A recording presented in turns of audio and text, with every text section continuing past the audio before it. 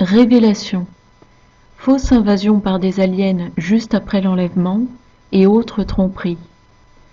4 avril 2017. Révélation prophétique de Yahushua à Gwendolyn Song, traduite et lue par Justine. À mes très chers enfants qui attendent avec patience l'arrivée de mon fils. Mes enfants, je veux partager avec vous le rêve que j'ai envoyé à ma fille ce matin dans l'espoir qu'il vous tienne informés sur ce qui se passe dans l'arrière-scène, dans les coulisses ténébreuses de Barack Obama.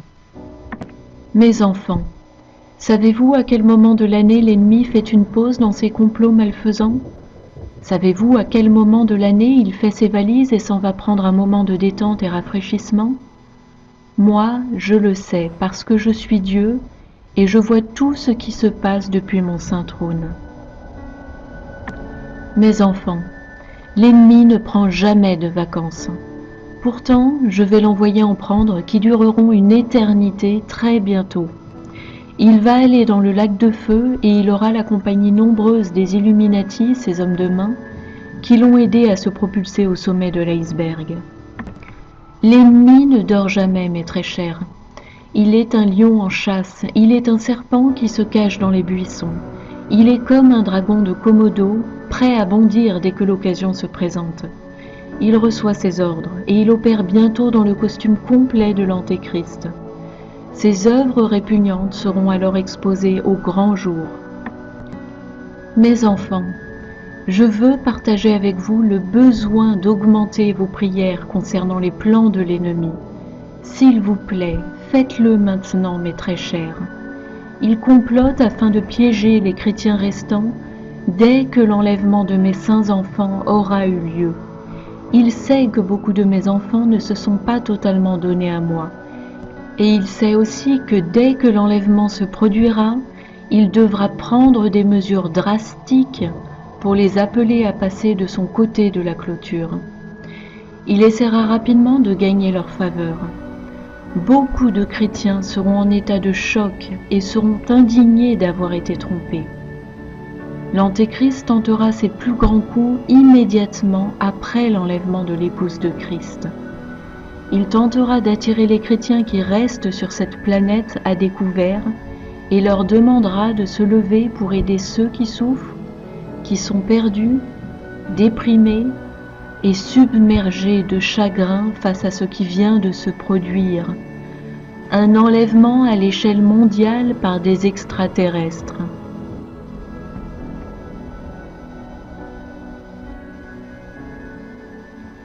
Oui, mes très chers, l'Antéchrist jouera sur les cordes sensibles de tous ceux qui disent avoir foi dans le Dieu chrétien Jésus-Christ comme moyen pour attirer l'attention des chrétiens restants. S'il vous plaît, usez de la plus grande prudence avant de vous faire connaître, mes très chers. Ne soyez pas visibles au point de vous mettre en danger. Restez cachés, restez couverts par mon sang saint et vertueux, et attendez mes ordres sur comment naviguer au travers de ce reliquat de temps sur votre planète. J'aurai des ordres spécifiques pour vous, et je vous guiderai jour après jour. Je vous conduirai pour trouver de l'eau et je vous conduirai en sécurité. Et certains d'entre vous seront conduits en captivité et mourront en martyrs pour Christ. S'il vous plaît, portez ce message dans votre moment de prière, mes très chers. S'il vous plaît, faites-en une copie aussi et placez-la dans une Bible sur les étagères de votre maison. Priez pour vos familles et vos voisins, ainsi que pour ceux au pouvoir, car l'enfer tout entier est sur le point d'être déversé sur votre planète. Et vous n'aurez d'autre choix que d'endurer les grandes tribulations, étant guidés par le roi. Dans le rêve de ma fille, l'Antéchrist tenait une balayette blanche et nettoyait tout le bazar de sa présidence. Il est désormais en train de restructurer et organiser. Il a été éloigné des projecteurs intentionnellement, mes très chers. Vous pouvez appeler cela une intervention divine si vous voulez, mais c'est le plan des anges déchus de laisser aux enfants de Dieu remplis de l'Esprit Saint une courte période de temps pour sortir de leur zone de confort et reprendre leur souffle avant qu'ils ne déchaînent leur colère sur vous. Ils veulent que vous croyiez que les choses se passent bien aux États-Unis pour leurs propres fins perfides. Ils se réorganisent, gagnent en amplitude et font leurs derniers préparatifs avant de commencer à larguer des bombes nucléaires partout sur votre planète. Ils sont très patients et très prudents. Ils bougent si lentement que vous ne verriez jamais leur plan se dérouler. Ils manipulent les devises mondiales et provoquent les hausses et les baisses du marché boursier juste pour vous divertir pendant qu'ils agencent leur prochaine série de plans pour vous prendre au piège.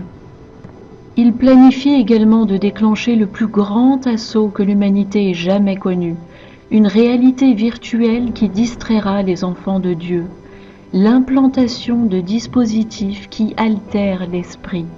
L'ennemi voudrait rien de moins que de pouvoir contrôler complètement l'esprit de tous mes précieux enfants, et il est donc sur le point de dévoiler un autre de ses complots diaboliques. Un dispositif qui est si perfide dans ses intentions que ceux qui ne sont pas familiers avec la parole de Dieu vont tomber tout droit dans le piège. Il veut donner de l'espoir à ceux qui sont handicapés, leur faisant croire qu'ils pourront marcher à nouveau avec cette technologie et que ceux qui sont aveugles pourront voir à nouveau, ou voir pour la première fois s'ils étaient aveugles de naissance. Cette technologie sera comme posséder les racines de l'arbre de la connaissance du bien et du mal, officiellement plantée dans vos cerveaux.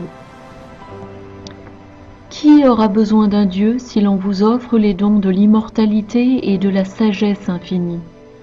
Vous deviendriez des dieux en un sens, du moins, c'est ce que l'ennemi veut vous faire croire. Je vous le dis aujourd'hui, mes très chers, relisez l'histoire du Jardin d'Éden. Examinez la chute de l'humanité et où le péché originel a commencé. C'était à cause de cette envie folle de la connaissance illimitée. Et tandis que vous lisez le récit des 2 premiers êtres humains, rappelez-vous ces paroles que leur a adressées le serpent. Vous ne mourrez certainement pas. C'était un menteur, et il l'est resté jusqu'à ce jour. Et vous devez vous rappeler la chute des 2 premiers humains pour comprendre la finalité de la technologie des aliens démons. Leur but est de vous donner toute connaissance. Toute la connaissance ne peut venir que de moi, et j'ai donc besoin que mes saints enfants condamnent leurs plans et couvrent ceux qui leur sont chers de mon précieux sang, en commençant aujourd'hui même si vous n'avez pas encore commencé à prier à ce sujet. Priez que ma volonté soit faite sur terre comme elle l'est au paradis, et dans les vies de ceux que vous chérissez. Commencez à prier aujourd'hui même, mes très chers, et quand vous priez, rappelez-vous s'il vous plaît de la balayette blanche du président Barack Obama.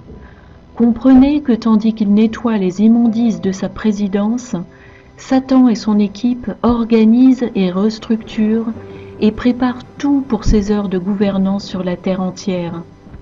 Ce sera un règne de courte durée et ce sera un règne puissant. Je leur permets d'avoir ce pouvoir pour un temps limité pour amener l'humanité à m'implorer, moi et mon Fils. S'il vous plaît, commencez à prier et implorez-moi dès aujourd'hui, avec amour. Roi Yahushua et Dieu le Père. Everywhere I look, there are reminders that I only hold this job temporarily. But it's a long time between now and 2016, and anything can happen. Anything can happen. I have more campaigns to run. More campaigns to run. Let's face it, there is one issue on every reporter's minds, and that is 2016. Apparently, some folks really want to see a pot-smoking socialist in the White House. We could get a 3rd Obama term after all. Could happen, could happen, could happen. And that's why we're running for a 3rd term. No, we're not. We're not? No. Who the hell said that? I actually think I'm a pretty good president. I think if I ran, I could win.